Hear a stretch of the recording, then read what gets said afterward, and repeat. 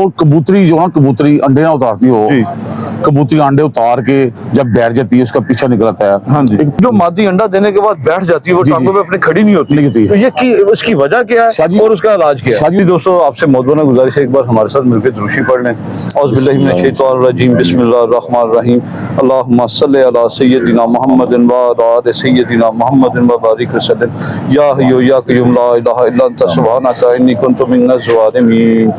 Amjad Ali official channel देखने वाले मेरे तमाम दोस्तों को अस्सलाम वालेकुम। दोस्तों आज फिर हम मलक साहब से, मलक सरफराज नाम है इनका, हम प्यार से ना मलक शरफू भी कहते हैं हम, ठीक है। तो आज इनसे एक दो टिपें लेंगे अपने जोड़ों के लिए, क्योंकि ये जोड़ों का ज्यादा शौक करते हैं और इनके कबूतर माशाल्लाह काफी सेहतमंद होते हैं। मैं इनके घर गया, मैंने कबूतर देखे हैं, इनके काफी सेहतमंद कबूतर होते हैं।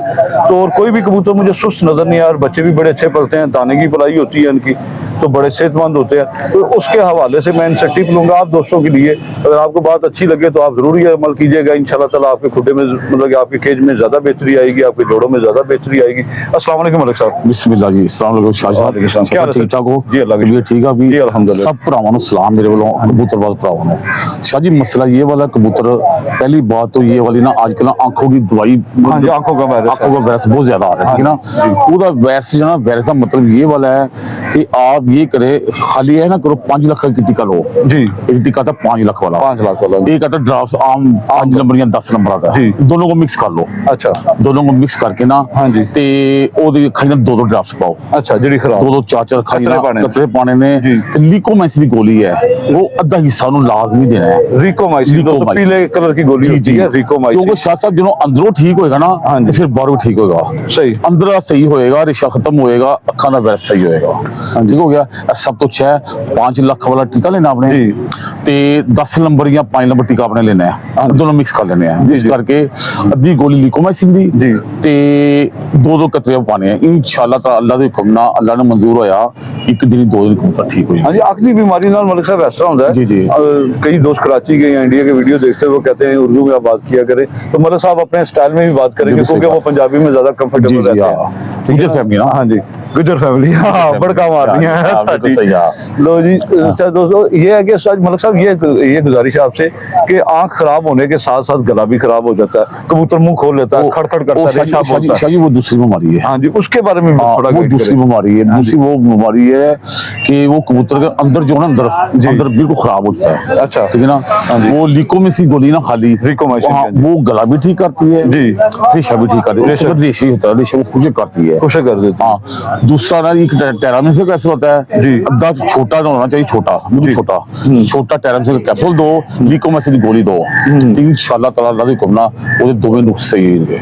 ये दोस्तों टेरामाइसिन का मुखफ़्फ़फ़ कैप्सूल है, वो 500 mg का होता है बड़ा, और 250 mg का छोटा कैप्सूल होता है। तो आप उसे जब कहेंगे ना टेरामाइसिन का मुखफ़्फ़फ़, तो आपको वो दे देगा, मिल जाएगा, ठीक है ना, आसानी से मिल जाएगा मेडिकल स्टोर से। अच्छा, तो वो कैप्सूल देंगे तो उससे बहुत फर्क पड़ जाता है, बड़ा फर्क पड़ता है। और टेरामाइसिन का कैप्सूल एक ऐसा था बंद हो गया, उससे तो ये जो बच्चों को जहर बाद होता है ना, ये भी खुश्क हो जाता था। ऐसा कमाल का कैप्सूल वो, हाँ, तो वो ऐसा कमाल का कैप्सूल था। तो अच्छा जी, और कबूतरी जो ना, कबूतरी अंडे ना उतारती हो, कबूतरी अंडे उतार के जब बैठ जाती है उसका पीछा निकलता है। हाँ जी, एक 25 नंबर का कैप्सूल मिलता है। हाँ जी, 25 नंबर का कैप्सूल दो, ठीक है ना, वो दो तो इंशाल्लाह ताला कबूतरी ना ठीक हो जाएगी। पहली बात तो शादी ये है ना, जो हर लोग ना दाना डालते हैं, वो कहते हैं कि मैं दाना बहुत अच्छा डालता हूँ। मैंने पूछा क्या डालते उसके अंदर जी, मैंने सूरजमुखी डाल दी, मैंने सरो डाल दी, मैंने मोट डाल दिए, मकई बाजरा सर्वे डाल दिया मैंने जी। ये दाना तो मतलब ताकतवर है ना। इंसान है, इंसान जिन्ना मर्जी ताकतवर ज्यादा जिन्हें विटामिन होने तो कबूतर हो इंसान हो वो ठीक नहीं होता। सही, कबूतर को विटामिन लाजमी चाहिए, विटामिन लाजमी चाहिए। जब विटामिन ना, जब मिल्टोन मिलती है, मिल्टोन, हाँ जी, ये पैकेट है प्लास्टिक की पैकेट नहीं, ये एक मिल्टोन होती है, उस ना वहां से मिलती है पाकिस्तान स्टोर से, पाकिस्तान मेडिकल स्टोर जी जी। वो अंदर मिलता है एक मसाला जी, ठीक है ना, उसका नाम होता है वेलकम। दोनों मिक्स कर लो जी, इस बार काला नमक पाया ना, सब सारा जीरा जूरा सारा कुछ पिया होता है मिल्टोन दे। सही, शाह जी ਇਹ ਪਾਓ ਉਹਦੇ ਵਿੱਚ ਨਾ ਤੁਸੀਂ ਇਹਦੇ ਚ ਬਹੁਤਾ ਮਿਕਸ ਤੁਸੀਂ ਕਰਨਾ ਜੇ ਇੱਕ ਨਾ ਗਿਫਟ ਹੁੰਦੀ ਹੈ ਗਿਫਟ जी ग्रेट ਗਿਫਟ ਉਹ ਜਿਹੜੇ ਤੋਤਿਆਂ ਨੂੰ ਅਸੀਂ ਪਾਉਂਦੇ ਆ जी ਸ਼ਾਹ ਜੀ ਮਿਲਦਾ ਪੀਸ ਵੱਡਾ ਮਿਲਦਾ ਉਹ 2500 ਰੁਪਏ ਦਾ ਕਿਲੋ ਛੋਟੇ ਪੀਸ ਮਿਲਦੇ ਨੇ एक चॉप की तरह होता है, एक मछली की तरह, मछली तरह जो होते हैं मछली की तरह, वो गर्म बहुत होता है। हाँ जी गर्म नहीं होता वो हाँ जी वो विटामिन होती है बस अच्छा वो विटामिन हाँ जी गर्मियां सर्दियां हाँ। उन्हें जिस तरह मर्जी पियाओ ते विटामिन पूरे होणगे मादी अंडियां लाणगियां ਜਿਹੜੀ ਮਾਦੀ ਅੰਡੇ ਲਾ ਕੇ ਉਹ ਡਿੱਗ ਪੈਂਦੀ ਉਹ ਮਾਦੀ ਨੇ ਡਿੱਗੇਗੀ ਠੀਕ ਨਾ ਸ਼ਾਹ ਜੀ ਖਾਲੀ ਦਾਣੇ ਨਾਲ ਫਿਰ ਕੀੜੇ ਪੈਦਾ ਹੋ ਜਾਂਦੇ ਨੇ ਕਬੂਤਰ ਦੇ ਵਿੱਚ ਕੀੜੇ ਪੈਦਾ ਹੋ ਜਾਂਦੇ ਨੇ ਫਿਰ ਕਬੂਤਰ ਕਮਜ਼ੋਰ ਹੋਣਾ ਸ਼ੁਰੂ ਹੁੰਦਾ ਹੈ ਜਿਹਦੇ ਨਾਲ ਵਿਟਾਮਿਨ ਨਹੀਂ ਮਿਲੇਗੀ ਤੇ ਕਬੂਤਰ ਸਹੀ ਨਹੀਂ ਹੋਏਗਾ जो ना गिफ्ट वो बहुत अच्छी चीज है जी दोस्तों मलिक साहब ने बहुत अच्छी चीज बताई है। मुझे खास करके जो सबसे अच्छी चीज मलिक साहब ने बताई है ना, मादी का पीछा जो निकल आता है, जी। बड़े बड़े दोस्त परेशान हो जाते हैं, उसका इलाज ही कोई नहीं है। वो बड़ी ट्रीटमेंट करो वो फिर सिक मतलब के बाहर निकाल लेती है, वो मादी भी डिस्टर्ब रहती है। ये जो आपने जो मलिक साहब ने तरीका बताया 25 नंबर कैप्सूल बताया जी, शाह जी वो लाजमी देना चाहिए। मतलब कितने दिन देना, वो सुबह शाम देना चाहिए, एक टाइम सुबह की शाम 2-4 कैप्सूल देने उसके बाद बंद कर देना। उसके बाद जो विटामिन खाएगी नहीं मादी विटामिन खाएगी उन्हें ए मसला भी नहीं होएगा। ये ले दोस्तों बड़ी जबरदस्त बात है, मसला पीछा निकालने में जो दोस्त परेशान मुझे काफी मैसेज कमजोरी ਹੁੰਦੀ ਮਾਦੀ ਕਮਜ਼ੋਰੀ ਹੁੰਦੀ ਫਿਰ ਮਾਦੀ ਅੰਡੇ ਲਾਂਦੀ ਅੰਡੇ ਲਾ ਕੇ ਨਾ ਤੇ ਫਿਰ ਉਹ ਸ਼ਾਹ ਜੀ ਉਹਨਾਂ ਕਮਜ਼ੋਰ ਹੋ ਗਏ ਫਿਰ ਉਹਦਾ ਪਿੱਛਾ ਪਾ ਜਾਂਦਾ ਹੈ सही। ਤੇ ਸ਼ਾਹ ਜੀ जो भी मेडिसिन ना चना विटामिन होने चाहिए। विटामिन कबूतर खाए इंसान खाए भी फल खाने ना जी जी ਅਸੀਂ ਤੰਦਰੁਸਤ ਰਹਿੰਦੇ ਆ ਇਸ ਤਰ੍ਹਾਂ ਹੀ ਇਹਨਾਂ ਨੂੰ ਕਬੂਤਰਾਂ ਨੂੰ ਵਿਟਾਮਿਨ ਚਾਹੀਦੀ ਹੈ। ਫਿਰ ਉਸ ਤੋਂ ਬਾਅਦ ਨਾ ਸ਼ਾਹ ਜੀ ਕਬੂਤਰਾਂ ਸਵੇਰੇ ਜਿਹੜੇ ਜੋੜੇ ਵਾਲੇ ਕਬੂਤਰ ਇਹਨਾਂ ਤੁਸੀਂ ਲਾਜ਼ਮੀ ਪੂਰੇ ਪਾਓ। सही ਪੂਰੇ ਮਿਲਣੇ ਚਾਹੀਦੇ ਉਹਨਾਂ ਨੂੰ। अच्छा एक चीज मलिक साहब और बताएं मुझे, आपने बड़ी सी चीजें बताई हैं जो मादी अंडा देने के बाद बैठ जाती है, वो टांगों पे अपने खड़ी नहीं होती, तो ये की उसकी वजह क्या है और उसका इलाज क्या है? शाह जी उसकी वजह यही है उसको विटामिन नहीं मिलते, दाना खाई जाती, पेट में कीड़े ज्यादा पैदा होते हैं। अच्छा वो कमजोरी हो गई ना मादी अंडे लांदी ना अंडे लाना मादी ਦਾ ਪਿੱਛਾ ਬਾਹਰ ਆਉਂਦਾ ਹੈ। ਅੱਛਾ ਉਹਨੂੰ ਕਮਜ਼ੋਰੀ ਬਹੁਤ ਜ਼ਿਆਦਾ ਹੁੰਦੀ ਹੈ। ਸਹੀ ਠੀਕ ਹੈ ਨਾ ਉਹਨੂੰ ਜੋ ਤੁਸੀਂ ਸਹੀ ਕਰਨਾ ਉਹਨੂੰ 5 ਨੰਬਰ ਕੈਪਸੂਲ ਦੇਣਾ ਹੈ। ਹਾਂਜੀ ਇੱਕ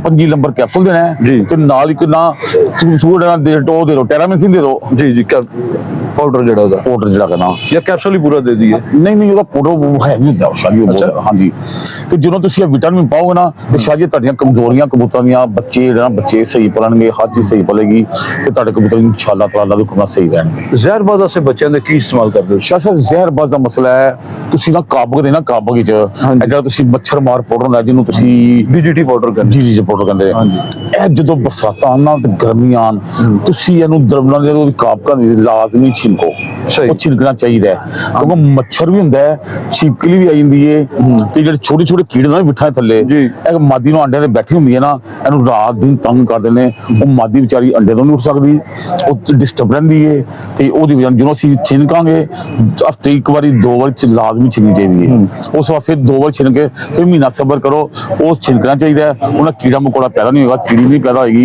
मच्छर पैदा नहीं होगा तो जहर बनता नहीं। और खास करके दोस्तों बड़ी सी चीज बताई है जो कबूतर के अंदर मक्खी पैदा हो जाती है जो कबूतर को बहुत ज्यादा तंग करती है चाहिए वो उससे भाग जाती है जब वो पाउडर उड़ता है ना वो पाउडर होता है जब वो कबूतरों की परों से उड़ता है ना परों की हवा से तो वो कबूतर पूरे में फैल जाता है पूरे केज में फैल जाता है। शादी मक्खी यूं भागती है उसका नाम कंपैक्स भी कहते हैं मेरी बात सुनो ਭਰਾਵਾਂ ਨੂੰ ਇੱਕ ਹੋਰ ਮਸਲਾ ਮਿਲਾਵਾ ਉਹਦੀ ਜੀ ਮਿਲਾਵਟ ਬਹੁਤ ਜ਼ਿਆਦਾ ਹੁੰਦੀ ਹੈ। अच्छा ਉਹ ਲੋਕਾਂ ਨੇ ਲਿਆ ਕੇ ਡੱਬੀਆਂ ਪੈਕ करके ना पीछे पाया होता है थोड़ा होता है बहुता 2 नंबर पाउडर होता है। अच्छा अकबरी मंडी जाओ अकबरी मंडी के पास ना ये दुकान है आपको सस्ता भी मिलेगा खालस भी मिलेगा। अच्छा वो तुसी एक बार छिनक लोगे ना तो महीना तो छिनक दी लोड़ कोई नहीं है। वहां से खुला मिलेगा या खुला भी मिलता किलो का पैकेट मिलता है। किलो का पैकेट मिलता जी किलो का पैकेट मिलता है बहुत अच्छा आधा किलो भी मिल जाता है पाव भी मिल जाता है ठीक है ना। रेट वही तय होता 1 नंबर खालस है वो तुसी एक बार छिनकोगे ना शाह जी ਤੁਹਾਨੂੰ ਮਹੀਨਾ 1.5 ਮਹੀਨਾ ਜ਼ਰੂਰਤ ਨਹੀਂ ਪੈਗੀ ਤੁਸੀਂ ਵੇਟ ਚੁੱਕੋਗੇ ਤੁਹਾਨੂੰ ਥੱਲੇ ਕਾਲਾ ਕੀੜਾ ਨਜ਼ਰ ਨਹੀਂ ਆਏਗਾ ਤੁਹਾਨੂੰ ਛਿਪਕਲੀ ਨਜ਼ਰ ਨਹੀਂ ਆਏਗੀ ਤੁਹਾਨੂੰ ਮੱਛਰ ਨਹੀਂ ਨਜ਼ਰ ਆਏਗਾ।